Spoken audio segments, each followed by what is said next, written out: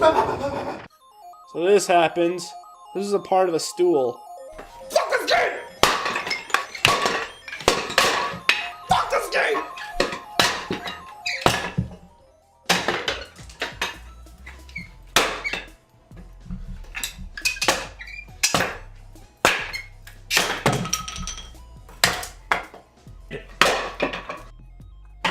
Not anymore.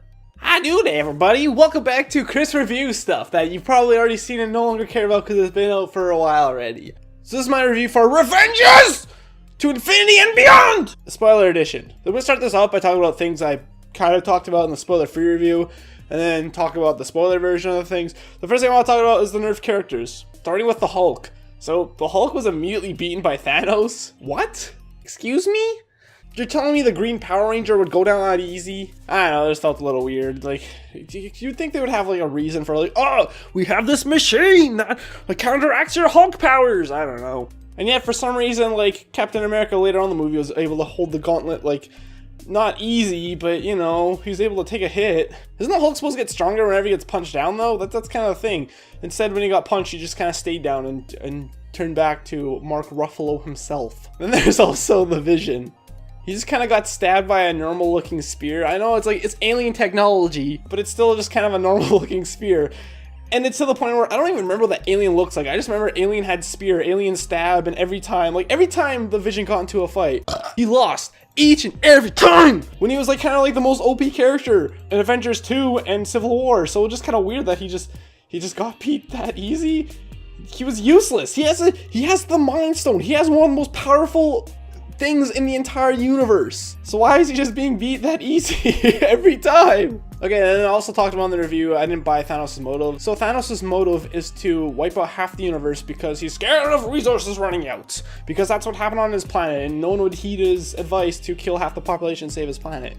Okay, well that would make sense if he were to go to another planet and then, you know, take out half the population. Why would he care about doing that to the entire universe for? Why don't just settle for a planet, dude? Go to a planet, usurp them if necessary, and then just kill half that population. And he was doing that to other planets. So I was like, why does he care so much about the entire universe? I guess it's because he thinks he's the good guy, but it's like, why does he care so much about what other planets are doing in other galaxies? And besides that, so if this happened on Earth, Earth has currently 7 billion people. You want to take a stab at how long ago Earth had 3.5 billion people, half of what they have now? Somewhere between 1959 and 1974. Congratulations, Thanos, you bought enough time for not even a full lifetime. Which is hilarious to me, because that's barely even a lifetime solution. Like, it's barely even short term. So really, Thanos should really just go to another planet and then deal with the whole half the population thing. And like, what happens when the population jumps back up? Does he go collect that Infinity Stones again? It looks like his gauntlet broke at the end of the movie, and he got rid of the dwarf's hands, and no one else could fix it for him now, I'd imagine. So now what does he do? He screwed himself! Okay, then the third and final thing I'm going to address at the beginning of this here, then we're going to go back to the beginning of the movie and make our way through, is the silly battle decision that they made. Black Panther asks for the barrier to be opened up because, oh, a couple of aliens started making their way around. But the thing is, how many of those aliens had to like push through the barrier? They kept dying, so clearly you need a lot to even be able to break through the barrier.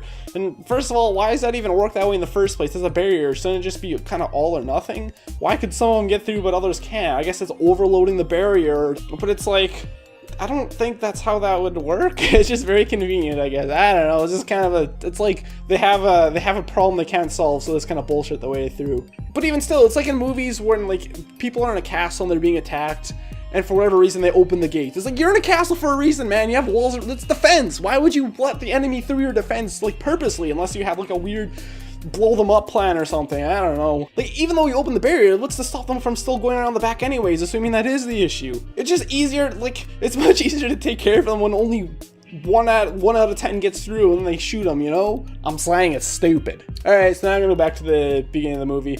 Yeah, so going back to like Hulk being nerfed, he doesn't turn to the Hulk at all after the first scene in the movie, which once again, the entire like scene on the ship was awesome. I loved it a lot. It was so cool. It was so like, it was nice seeing like the characters banter and all that. But yeah, Hulk doesn't turn to the Hulk at all during the movie after this first scene. And it's, I don't know, it's a little weird. No, he keeps shouting. So Loki and Heimdall die. Loki got choked out and Thor's like, I think this is really it this time, but I don't know. He didn't really have like a big hurrah death, which I like in movies when they don't give like a character a big like dramatic slow motion scene and they just kind of kill him off just kind of casually, because it kind of really boosts the stakes, and I think that's much more effective in film in my opinion. But I don't know, I don't really buy Marvel and Disney actually doing that, so I'm not going to be surprised if Loki somehow survived or something, but I guess that'll remain to be seen. But I think one character we could all agree is probably dead is Heimdall. His character is kind of dead anyways, doesn't really have anything to do now. He could see anything, but it's like, what's there to see now, you know? Speaking of Heimdall, why did he only teleport Hulk to the Earth? You could teleport multiple people at a time, so why not just aim the thing, I forget what it's called, and shoot, you know, Thor, at least Thor back with them, you know? It's like he's gonna die anyways, you might as well get as many of them saved. Why have Thor die? Why save Hulk over Thor? I mean, I get it, it's like, oh, Thor's our people, he has to die with us. The Hulk is not. We must send him back to where he belongs. But it's like, I don't know, he just should have, I mean, he really just should have saved Thor too. So does this mean Korg's dead? The rock guy from Ragnarok? I'm really sad about that. And Valkyrie as well. I missed this in the movie, but from watching other reviews, other people have been saying that apparently Thanos mentioned he only killed half the population, which fits in with this character, so that sounds about right to me. But I missed that. So we don't see Valkyrie, we don't see her body, we don't see Korg pile of rocks. So did they escape on like another ship or something? But how could we forget it? Slug dude with the knife hands. What happened to him? I must know! So yeah, I'm gonna talk about some of the alien like underlings. Telekinesis guy was awesome. I liked how he's just kind of whoosh, and then the car gets cut in half. His fight with Doctor Strange is really cool. His design was really cool. I like the way his face looked. It was all like weirdly like creased in and stuff. He looked actually formidable. And just when he goes shh in the trailer, it's actually just really effective and like spoopy looking, you know?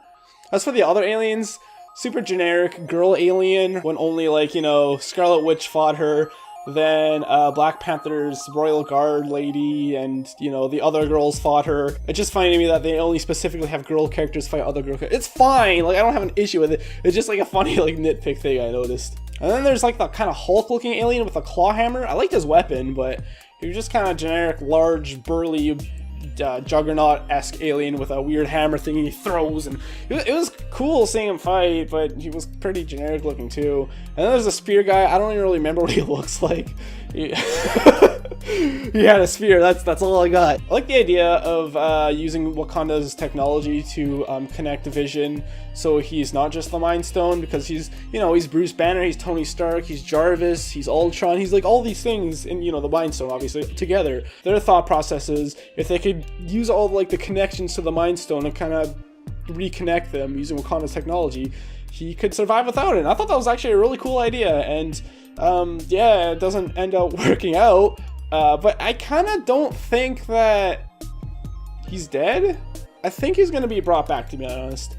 I kind of get the feeling that Black Panther's sister, I'm sorry I don't remember her name, might have completed enough of her surgery and saved it somehow, so they could just kind of reprogram it back into Vision. Just kind of a little thing though, like that, I wouldn't be surprised if they brought him back, but I'm also not going to be surprised if they don't bring him back, you know? So when Star-Lord receives his distress call and he goes to save Thor, for some reason I didn't see that coming and I feel really stupid about it. It's like, distress call? Where is he going? Is he going to Earth? No, he's saving Thor, you idiot. It kind of reminded me when they like were hitting the bodies and all the bodies floating around. It reminded me a lot of Titanic when the ships go back and all the bodies are floating in the water. I mean, there's not really a comment there, just that's what that scene reminds me of. Anyone else? Also, I really like the scene where Gamora takes down fake Thanos when he uses the Reality Stone when he gets it from the Collector. We finally get to see Gamora be the fiercest woman in the galaxy, even though I don't kind of buy that because she doesn't really seem all that special, you know? She's kind of like the Black Widow of Star-Lord's crew. So in this scene, Gamora actually mentions she knows something that Thanos would kill for. And I think it might have been revealed that that thing is the map to the Soul Stone, but is that what it actually is? The way it's phrased kind of makes you think that she knows the secret to his defeat or something. I'm kind of curious. You guys think she was just talking about the map to the Soul Stone, or that she was just talking about the defeat?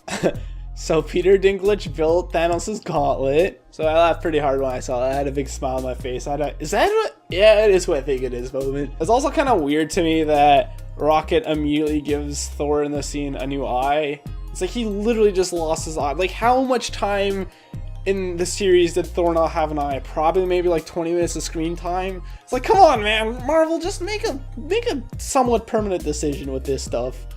He could go without having an eye. He looked cool without his eye. I wonder if that's his actor Chris Hemsworth being like, I don't want to not have an eye. And maybe he, like, you know, demanded to have the eye that Rocket just happened to pick up before. I don't know. Stormbreaker is pretty cool though. It's pretty much his hammer, obviously. It's pretty much the exact same thing. But it's different enough, I guess, where it's kind of cool. I keep getting mixed up between calling it Stormbreaker and Stormbringer though. But, I mean, those are both cool names, so Red Skull's guarding the Soul Stone. I liked how they made him look like the Grim Reaper a little bit with his floating robe thing, which is hilarious because the last time we see him in the first Captain America movie, when he gets zipped into space, he was wearing his Nazi Hydra uniform. So it's like, where did he get that change of weird clothes? I mean, he's a ghost Grim Reaper dude, so I guess he has to fit the parts, but where did he find that? I must know. That's another thing where I was like, is that Red Skull? But I wasn't sure or not, and it wasn't until I like watched other people talk about it, I was like, yeah, I guess that was him. It's kind of funny. I had no idea how he got there, but if you remember in the first Captain America movie, when he has a Tesseract, I guess he goes to use it and it rejects him, I guess, and it sucks him into space, so I guess that's where he ended up. So, I mean, I thought it was maybe the Grim Reaper, because I know in the comic books Thanos is in love with the embodiment of death, the physical embodiment of death. So I thought that was what was maybe happening there, but no, it wasn't. Unless he's in love with the Red Skull. I would love to see that fan fiction. Okay, so Thanos loving Gamora. I don't know, his cheers are funny to me. The fact he had to toss Gamora. Tossed! To me, it was just like, come on. I don't buy that he loves her at all. I mean, I don't know. The movie's never kind of convinced me that he really would love Gamora.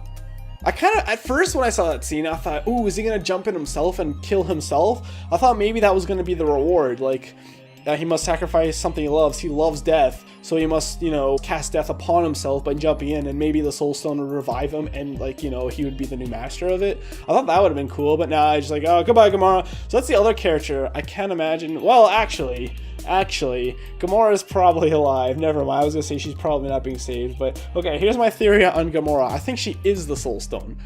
Do we see her after Thanos gets the Soul Stone? I don't think so. So I think maybe, I mean, and we see Gamora inside the Soul Stone as a BB. So I'm curious if she's actually the Soul Stone, if she's gonna be able to turn back, because we know there's gonna be a Guardians of the Galaxy 3. Are they really gonna ditch Gamora? I kind of don't think so, to be honest. So I don't know. Do you think she's alive? I think she might be. I think in order for her to come back to life, obviously everyone that dies in the movie will have to be cast out of the Soul Stone, and then she'll like kind of turn into it, I guess, but not in the same way Vision is.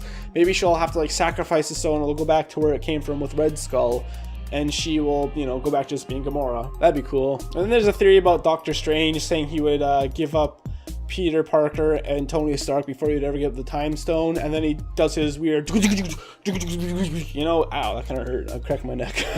And he sees 14 variations of the realities of which they could beat Thanos, and he only finds one. And then after that, when Thanos is about to kill Tony Stark, he gives up the Time Stone. So many fans are pointing out that this is probably a part of his plan, and I agree with that completely, that that's why he gave up the Time Stone.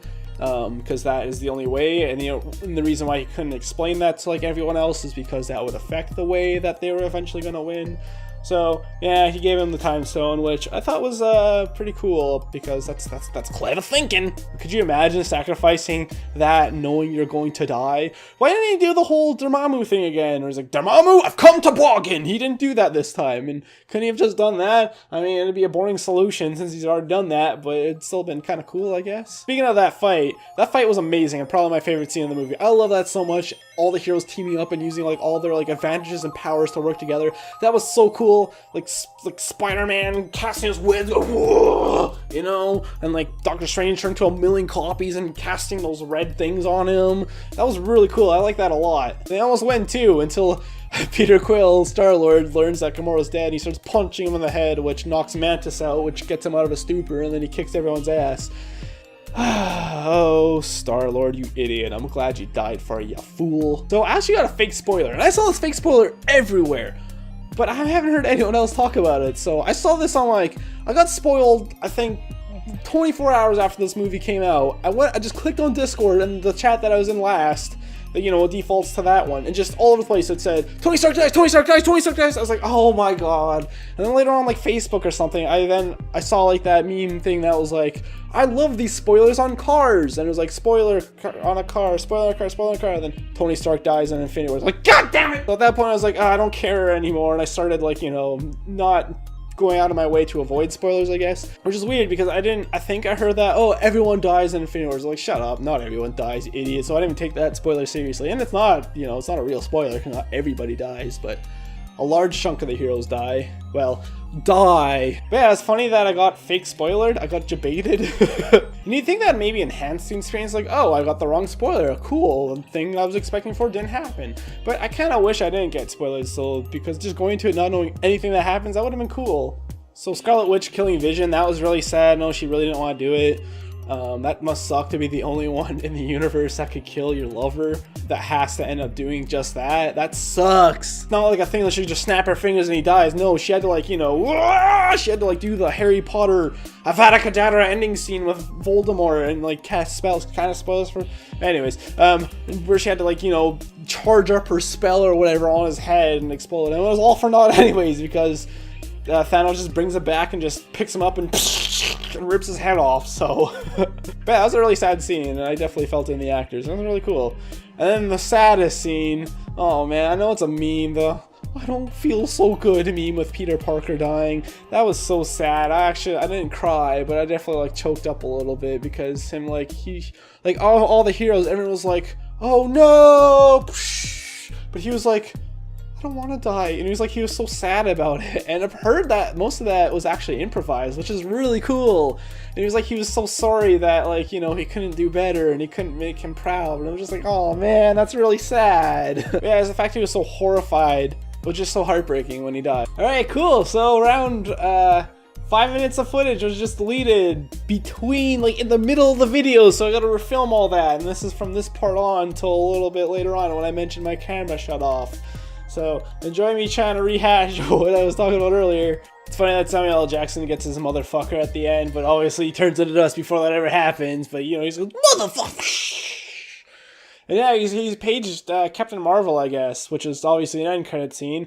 It's really funny to me that people still get up and leave at the end of these movies. Because, like, of course, like, how do people not know that there's an end credit scene to a freaking Marvel movie, especially one like this big? But it's like, what, do they not care? Like, do they think it's not going to be a big deal? What happens? Normally they're jokey scenes, but they're serious scenes sometimes too. To be honest, I think it would have been a little bit more cool if they did not have an end credit scene at the end of this movie, just because, you know, as such like a darker tone, it would have really kind of added to it if they just had, like, nothing at the end, you know, just like complete black and silence. I thought that would have been kind of cool, to be honest. So yeah, Fury hits a pager, I guess, which I didn't even know it was a pager for a second. I honestly thought that was a weird, like, bomb detonator or something. It looked very, like, half-assed, put together, boom, you know.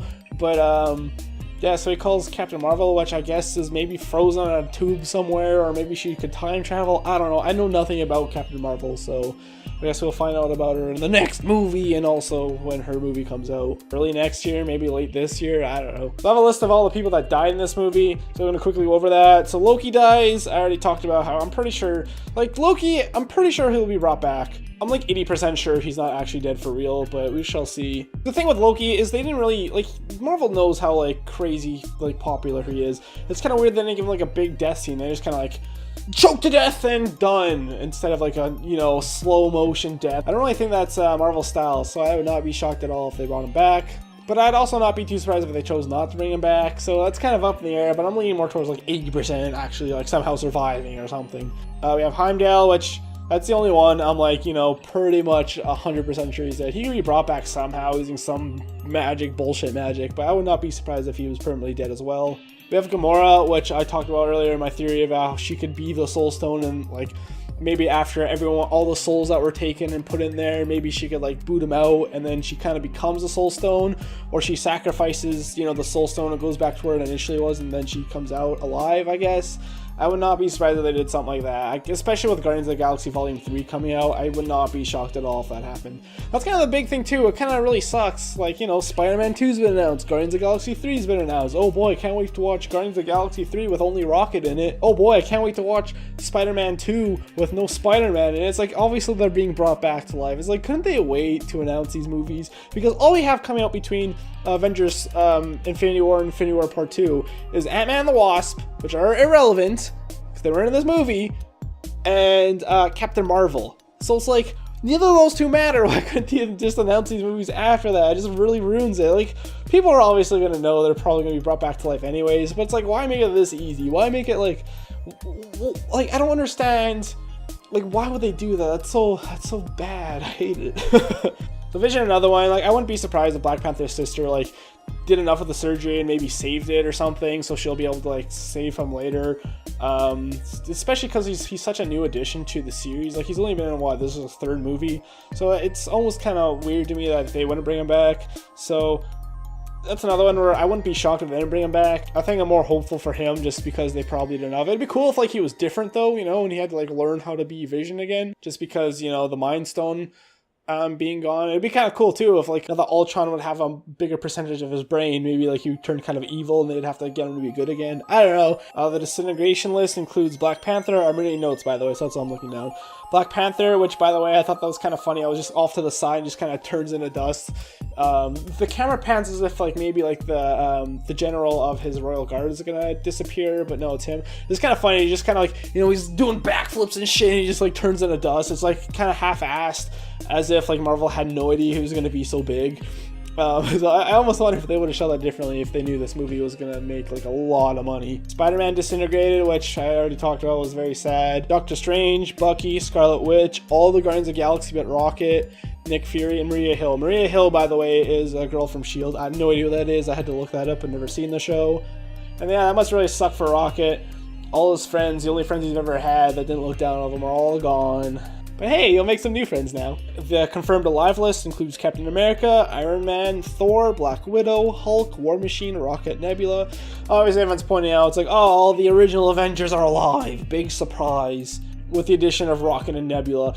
Part of me only thinks they kept Nebula alive is simply because otherwise Tony Stark would have been stranded on Titan. So I thought that was kind of funny. I mean, Tony Stark could have probably have, like, put together a ship and came back, I guess, but it makes more sense for Nebula to be there to help him out, do whatever. Apparently also Nebula has a big part of the story later on anyway, so that's, you know, that's also probably a pretty big reason why they kept her around. And the unknown list includes Black Panther's sister, Ant-Man, Valkyrie, Wong, which is Doctor Strange's second in command, Hawkeye, and Captain Marvel. So, I mean, who knows, man? The camera just turned off. I don't know what just happened. I think it maybe hit the 30-minute mark and maybe it just shut off. That was weird. Where was I? It was really weird to me that Ant-Man wasn't in this movie at all.